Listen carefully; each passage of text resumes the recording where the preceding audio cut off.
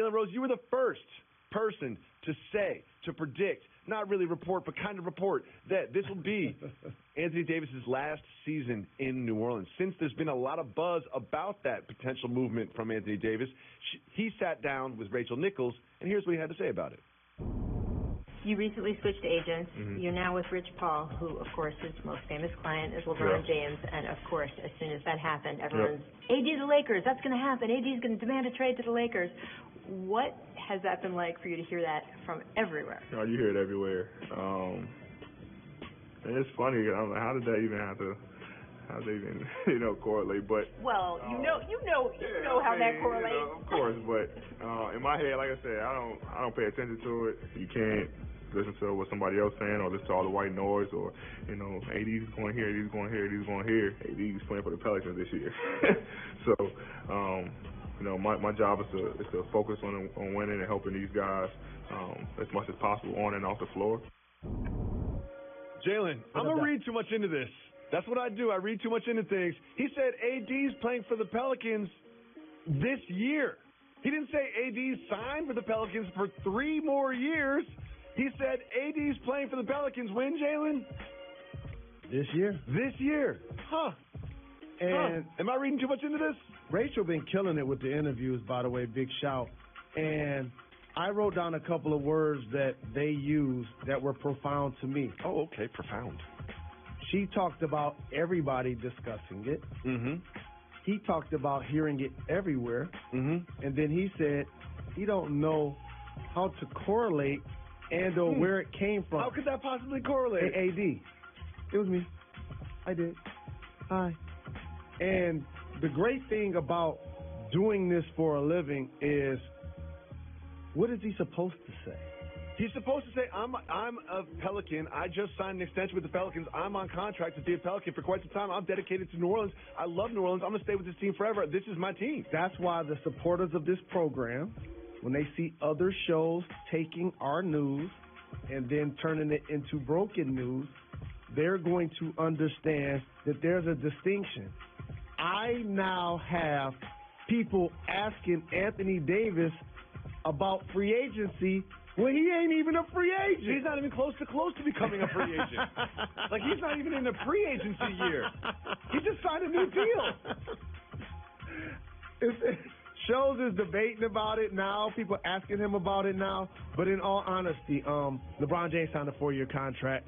An all-NBA performer will be joining him in Los Angeles. Someone's coming. And I'm on wax saying that I believe that's going to be Anthony Davis. Someone's coming next year. Well, LeBron tries to build a super team or a dynasty in Los Angeles with the Lakers, but we already have one in the Bay with the Warriors. And Draymond Green, he opened up to ESPN and talked about the formation of that dynasty. Day opening. And he said this, quote, "We were in Memphis down 2-1. Steph wasn't playing well, and it felt like the world was collapsing on us. So he was in his room doing nothing. I called him, hey, let's go get a drink. All right, cool. So we went to Blue City Cafe, drank a bunch of drinks, ate a bunch of garbage, and have a bunch of fun." And then he also went on to say, and then we won the next 3.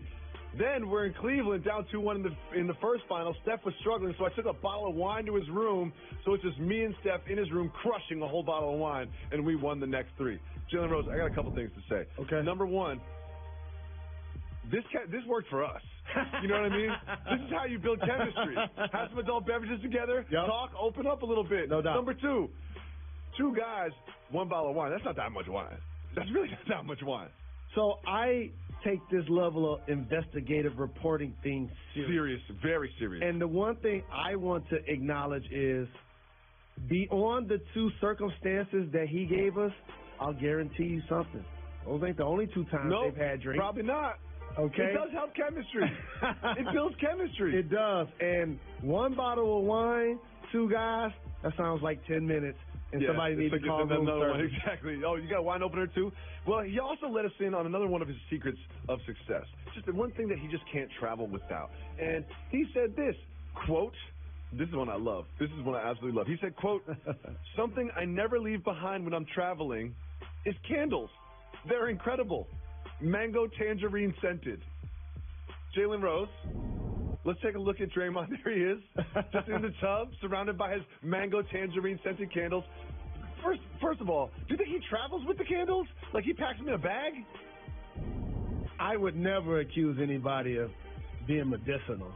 But usually those are the individuals that like to make sure you think it's a cover-up. that they have their aura when they get into their circumstance.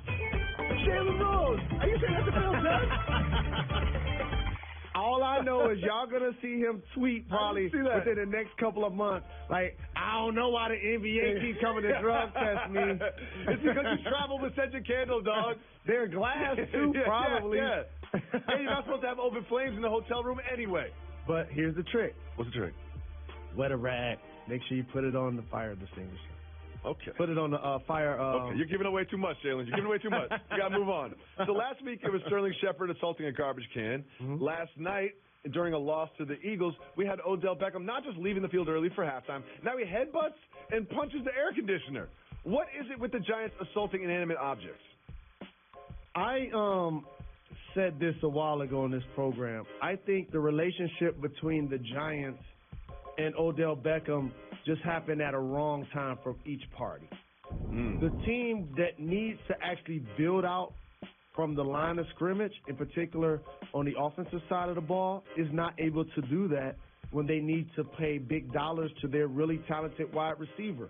The problem is they were losing without him, and they're losing with him. So these antics and this immature behavior, while I'm not going to put in any way, shape, or form all of the Giants' problems on him. No, not at all. Because Eli Apple was a first-round pick, and he's not playing like one. Eli Flowers Manning was a first-round pick, and he got it's released. Not an Odell problem. And so what I will say is they're knowers, meaning I'm going to be successful regardless. They're seekers that could go either way depending on the situation. And then there's dreamers, people that talk about all of the right things and how they want to win, but they don't do none of the things that come with actually sacrificing for the cause. I would hope, since they're 1-5, he takes the approach of a seeker, somebody that's going to lead from the front in times of despair, not get upset and very emotional on the sideline when things don't go his way or the team's way. Don't change the channel. We'll be back with more right after this. We'll be back.